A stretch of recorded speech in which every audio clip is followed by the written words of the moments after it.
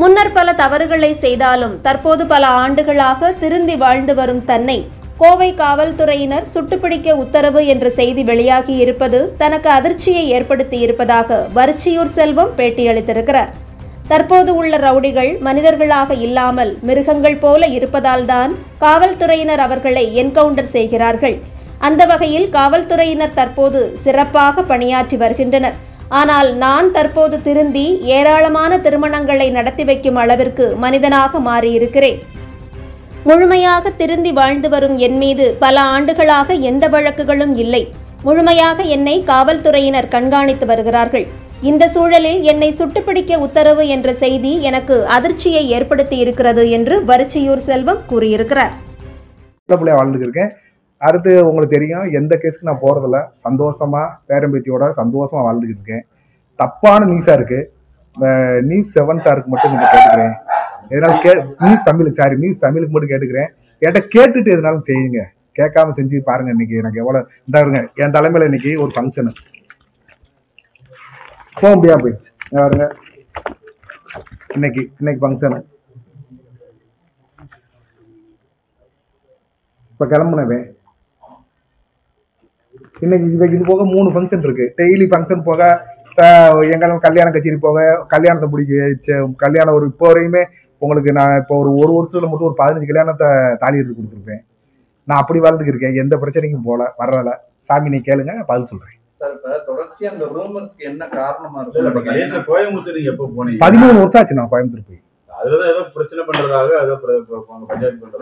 இல்ல, நான் போய் 13 வருஷம் ஆச்சு கோயம்புத்தூர் போய்.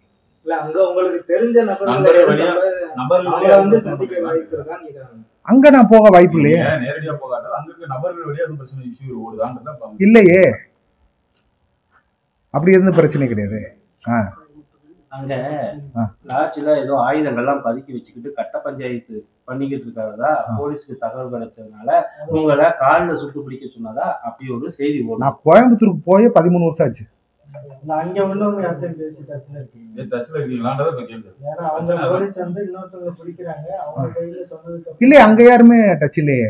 என்னோட என் கூட ஒரு பையன் வந்து செல்லையான்னு ஒருத்தர் இருக்காரு. அவர் அங்க கோயம்புத்தூர்ல இருக்காரு. அவருக்கு நான் எப்பனாலும் போன்ல பேசிக்கிறீங்க. அவரு ஆமா, ஒரே ஒரு வழக்கு இதுல இருக்கு. இங்க நம்ம திண்டுக்கல்ல இன்ஸ்பெக்டர் ஒரு இன்ஸ்பெக்டர் அந்த கேஸ்ல இருக்காரு. தொடர்ந்து நீங்க அமைதியா இருந்தாலும் உங்க மேல ஏதாவது ஒரு பிரச்சனை என்னன்னு தெரியல எனக்கு. நான் உங்களுக்கும் பத்திரிகைக்காரங்களுக்கும் கிட்டத்தட்ட ஒரு 10 பத்திரிகைகளுக்கு நான் எந்த ஃபங்க்ஷன் போனாலும் அனுப்பி விட்டுறேன். உங்களுக்கும் நான் எந்த பிரச்சனையும் இல்லை. எனக்கு எதுக்கு நான் பிரச்சனை போடுறதுக்கு?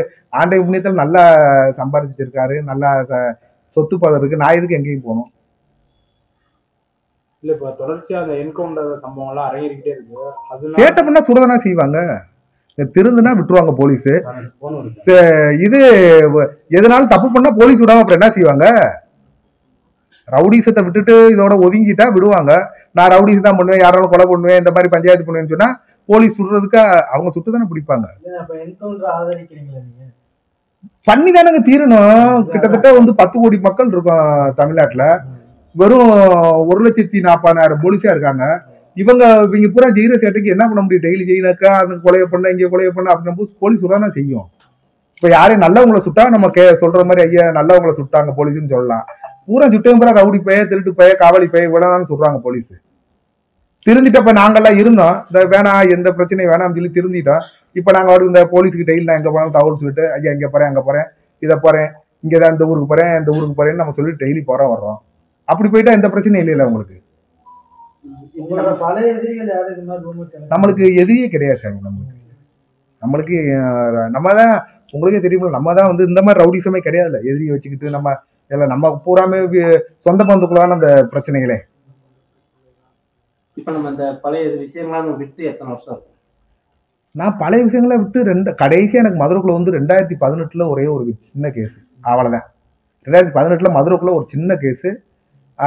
ஐயா வந்து இப்ப இருக்காங்களா ஏடிஜிபியா இருக்காங்களா டேவிட்சன் ஆசிரியர், அப்ப கமிஷனர் இருக்கும்போது ஐயா இருக்கும்போது ஒரே ஒரு கேஸ் வந்து குடுக்கல் வாங்கலுக்கு பிரச்சனை, அந்த கேஸ். அப்புறம் அதெல்லாம் வந்து நம்ம இது பண்ணதானே சாமி, நம்மளா இது பண்ணதானே அது. அதெல்லாம் வந்து இது அதான் எல்லா கேஸும் நம்மளுக்கு வந்து மதுரையில வந்து 2018 ஒரு கேஸ் ஆச்சு. அதுக்கு பின்னாடி 2015 ஒரு கேஸ் ஆச்சு. கடைசி எனக்கு மதுரைக்குள்ள 2018 முடிஞ்சுச்சு. எந்த இதுல டெய்லி போலீஸ் என்னை பாக்குறாங்க, டெய்லி இங்க பாருங்க வீடை சுத்தி கேமரா, நான் எங்க போறேன் எங்க வர்றேன் என்ன செய்யறேன் இன்னைக்கு இங்க இருக்கிறேன் எல்லாமே இருக்காடு, பூராவே எல்லாமே இருக்காடு. வேற என்ன சாமி இப்படி பந்தாவா நான் போகும்போது மக்கள் பார்ப்பாங்கல்ல, ஏடா வரிச்சத்துல இப்படி இருக்கேன் என்னடா அப்படி கண்ணு போடுறாங்க சாமி, அவ்வளவுதான். வேற என்ன இருக்கு?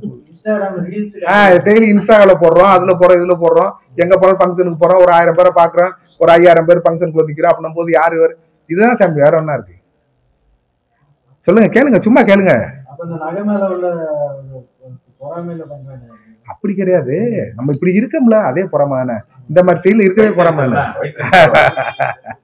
வேற என்ன சாமி? ஆமா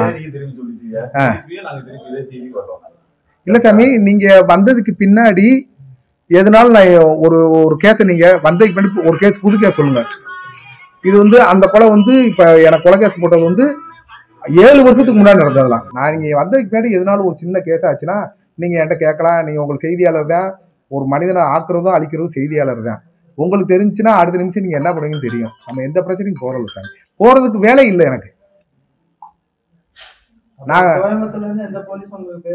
எந்த போலீஸ் இல்லை, நான் போகவும் இல்லையே கோயம்புத்தூர், அங்க யாரும் பேசவே இல்லையே போலீஸ், எந்த போலீஸும் பேசல, எதுவும் கேட்கல. இப்ப நான் விசேஷத்துக்கு போனவேன் சாமி, பாதி வெளில போகும்போது என் பிள்ளைய போன் அடிச்சு இந்த மாதிரி இப்ப என்னப்பா டிவியில வருதுன்னு திரும்பி வர்றேன், வந்தோட நீங்க எல்லாம் போன் அடிச்சோன்னா வாங்க சாமி நேரம் அப்படின்னு சொல்லிட்டு அப்படியே வந்து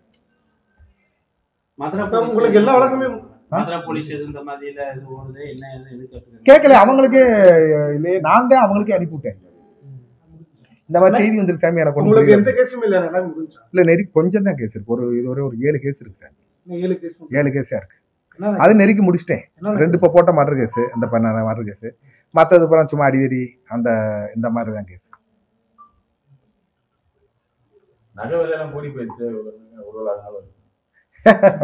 இது இப்ப எடுத்துட்டாங்க இல்லையே, நீங்க வந்தப்ப இப்போ 3 வருஷத்துக்கு நீங்க வந்து நம்மளுக்கு அரசியலுக்கு சம்பந்தமே இல்லை. இல்ல நம்மளுக்கு அரசியலுக்கு நம்மளுக்கு சம்பந்தமே கிடையாது. ஒரு விஷயம், நம்ம வந்து ஜாலி மேன். உங்களுக்கு ஏற்கனவே சொன்னது மாதிரி நம்ம ஜாலியானவே. நம்ம டெய்லி படம் பார்க்கமா, சாப்பிட்றோமா, தூங்குறோமா, ஜாலியா என்ஜாய் பண்றோமா, டான்ஸ் ஆடுறோமா, இதான் நம்மளோட பொழுதுபோக்கு. ஆமா, ஏர்போர்ட்ல பார்த்தேன். பார்த்துட்டு அவர்கிட்ட சொன்னேன், சார் இந்த வில்லைங்க எல்லாம் போட்டு அடிக்காதீங்க சார், ரொம்ப போட்டு பாவ வில்லைங்க எல்லாம் அப்படின்னு சிரிச்சிட்டாரு. அப்புறம் அவ்வளவுதான் அவர்கிட்ட பேசிட்டு. சினிமாவில் உள்ள அரசியல் வில்லனுக்கு அப்பதான் கட்சி ஆரம்பிச்சாரு. நான் அவரை பார்த்து 2010 பார்த்தேன், சுறா படம் முடிச்சுட்டு வரும்போது பார்த்தேன். உங்களுக்கு எப்படி அதிர்ச்சியோ அதோட எனக்கு பயங்கர அதிர்ச்சியா இருக்கு. எதனால ஒண்ணு வரணும்ல, ஒரு எதனால இது பண்ணிருக்கணும். எனக்கு அதுதான் ஒண்ணும் புரியல, எனக்கு ஐடியாவே இல்லை. ஆமா, இப்ப நீங்க வந்தோடனே நான் வீடியோ அனுப்பிவிட்டேன் அவங்களுக்கு. அவங்க நேரம் கமிஷனர் எஸ்பி எல்லாம் பேசி போகலாம், அப்படி ஒன்றும் பிரச்சனை இல்லையே அப்படின்னு சொல்லி என்கிட்ட சொன்னாங்க. நானும் இந்த பிரச்சனை இல்லை அப்படின்னு. அப்புறம் நீங்க எல்லாம் வர்றதாக சொன்னேன் போலீஸ்ட, இந்த மாதிரி வர்றாங்க எல்லாம். மோஸ்ட்லி என்ன சொல்றாங்கன்னா, அந்த என்கவுண்டர் பண்றது கால்ல சொல்லலாம் என்ன பண்ணாங்கன்னா, போலீஸ் வந்து பேர் வாங்குறதுக்காக இப்படி ஒரு முக்கியமான ஆட்களை சொல்றாங்க வைக்கிறாங்க சொல்றாங்க. அந்த ரீதியில எதுவும் இந்த மாதிரி எப்படி? என்னோட கேள்விக்கு என்னன்னா, ஒரு ஆள் இருக்கும்போது ஒரு பேருக்காண்டி போலீஸ் சொல்லணும் தேவை என்னங்க இருக்கு? போலீஸ் வந்து இப்ப இருக்கிற டிஜிபியா ஏடிஜிபியா எல்லாம் அவங்களுக்கு வந்து கரெக்டா தப்பு பண்ணா சொல்றான்னு சொல்லுவாங்க.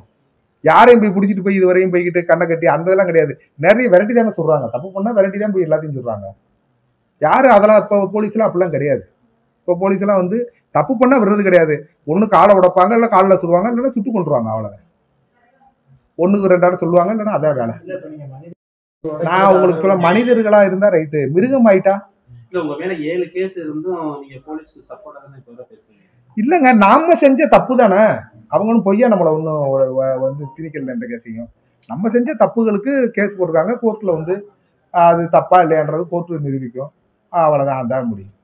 போலீஸ் சப்போர்ட்னா, போலீஸ் சப்போர்ட் எப்படின்னா சாமி, இப்ப நீங்க போறீங்க, இப்ப கேமரா வச்சுட்டு போறீங்க, உங்க கேமரா ஒருத்தன் பிடிங்கிடுறான், உங்க மனநிலை யோசிங்க. அப்ப நீங்க என்ன சொல்லுவீங்க? என்ன சார் கேமரா அப்படி இருப்பீங்க, சுடாம விட்டுக்கிறீங்கன்னு வார்த்தை வருமா வராது? அது மாதிரி பாவம் ஏதோ ஒரு ரூபாய் 2 வச்சு செயின் போட்டு போய் ஆத்துட்டு போய் அதை பண்ணி இதை பண்ணி தேவையில்லாத கொலையை பண்ணிட்டு பேசி முடிச்சுக்கணும் எதா இருந்தாலும். மதுரை வந்து மீனாட்சி பட்டணம், இங்க வந்து மீனாட்சியை விட பெரிய ஆள் யார் சொல்லிங்க யாருமே முன்னேறதே கிடையாது. அதுதான் மதுரையோட இது. என்னைக்கு அடங்கி போறோமா அன்னைக்கு ஜெயிக்கப்படுவோம் நம்ம. இப்ப இருக்க இந்த கமிஷனர் ஐயா வந்து 3-4 வருஷம் ஆச்சு. 4 வருஷம் அவர் தான் இருக்காரு. இதுவரை என்கவுண்டர் ஆச்சா? தப்பு பண்ணா என்கவுண்டர் ஆயிடுச்சு, அவளை வேற ஒண்ணுமே சொல்ல முடியாது. நம்ம பாஸ்ட்ல ஒரு சில வாழ்க்கை அப்படி இப்படி இருந்திருக்கு.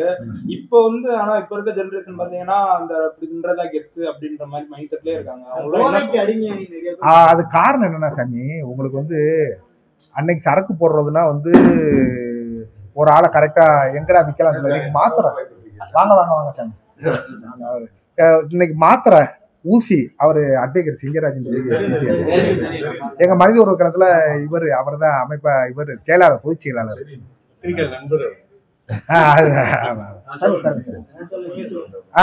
மாத்திரை விற்கிறாங்க, கஞ்சா மாத்திரை. அசரா கற்கையா இருந்தாரு, பூராத்தையும் ஒடிக்கிட்டாரு. இப்ப இருக்கிறவங்க அதை அப்படியே பால பண்ணி வச்சிருக்காங்க. அதை மீறி இங்கிட்டு இருந்து வருதுன்றாங்க. எங்க இருந்த ஜெயிலுக்குள்ள இருந்து இல்ல கேட்பேன் எல்லாத்தையும். எங்க இருந்து ஆந்திரா பக்கம் ஒடிசா பக்கம் இருந்து கஞ்சா வருது. இங்க தேனி மலையெல்லாம் இப்ப கிடையாது கஞ்சா.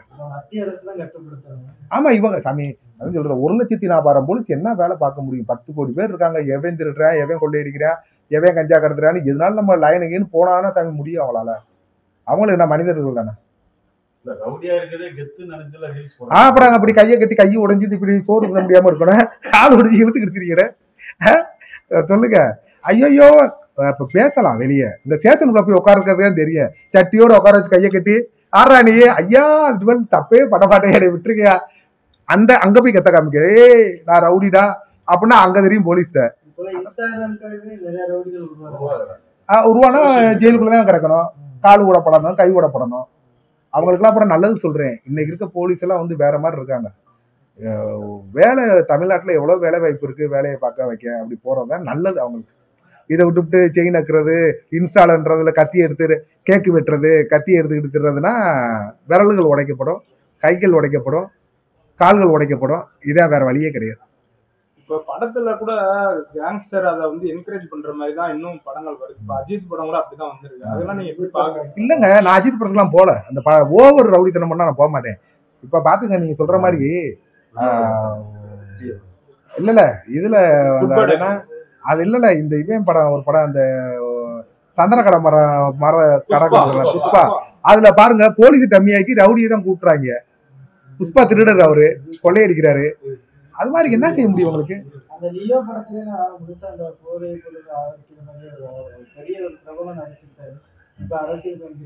அதை பத்தி எனக்கு தெரியாது சார்.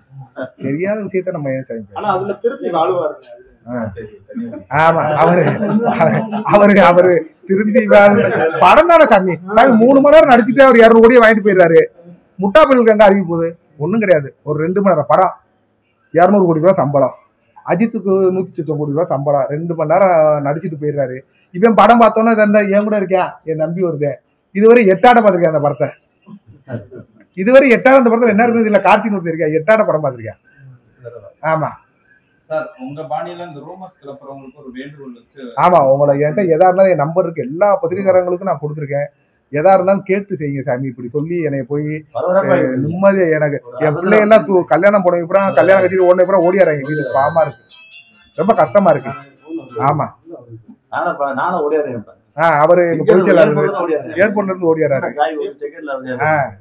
அதனால பத்திரிகைகளுக்கு கெஞ்சி கேட்டுக்கிறேன், கொஞ்சம் கேட்டு எனக்காண்டி எதனால செய்யுங்க.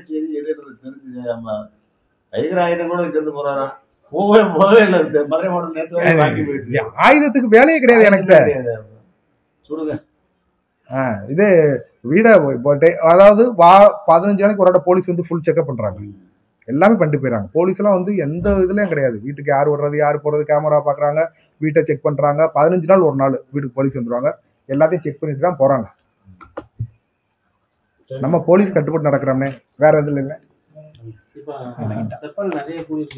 ஆமா, இப்போ இன்னைக்கு கூட பாத்தீங்கன்னா இதுல இது இப்போ ட்ரெஸ் கடை போட்டிருக்காங்க, ஷூ கடை போட்டிருக்காங்க. இதுல நம்ம அது மேரிட் ஹோட்டல் இருக்குல்ல, மேரியாட்டுல அதுல இந்த கிளம்பிட்டேன்.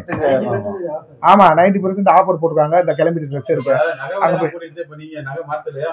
இல்ல போதும், இதுக்கு மேல நகை எடுக்கிற விருப்பம் போதும், எனக்கு இவ்வளவு நகை போதும். இதுக்கு மேல போட்டு நான் என்ன பண்ண முடியாது, என்னைய பாதுகாக்க.